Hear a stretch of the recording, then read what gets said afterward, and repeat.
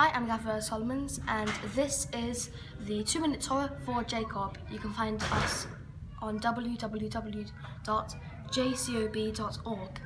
Shabbat comes in tonight at 10 minutes to 3. There's a service at Jacob Central at 5:30, and it goes out on Shabbat at 1 minute to 5. Hi, my name is Ariel Abel. I'm a rabbi from Merseyside. Actually, I live in Darwin in Lancashire. And I'd like to say a few words about this week's parashah, which is Shemot. Obviously, the regular translation of Shemot is names, but more than names, it's about reputations. Each and every one of the tribes had to live up to a reputation, and sometimes they failed. We all fail sometimes. Reuven got told off by Jacob and was only actually brought back in to the full family of tribes by Moshe, by Moses. Shimon never really made it back in, and he was banished from having any contiguous land, as was Levi. But Levi actually did do something about their spiritual improvement, and that is how, to this very day, we call them up for the first and second aliyot, when we have Torah call-ups. The first for the Kohanim in particular, and the second for the Levites in general. We are all part of a nation of priests. Our priesthood is to the entire world as a light unto the nations. We must never forget that.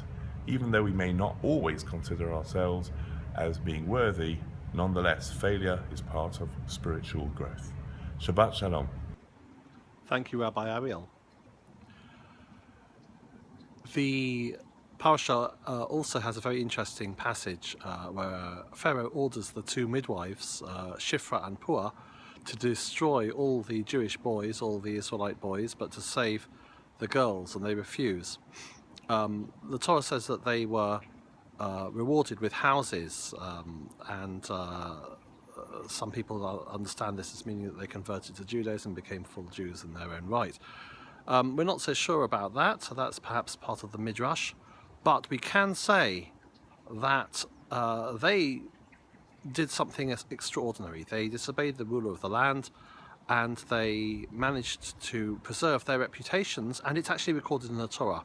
There are many instances in the Torah where things which aren't quite so good are also recorded, and it's very good to see that although our humanity means that we don't always manage, as Rabbi Ariel said, to achieve our high levels all the time, we do have examples of people who stand up and do the right thing, despite the fact that they're encouraged by those in charge not to.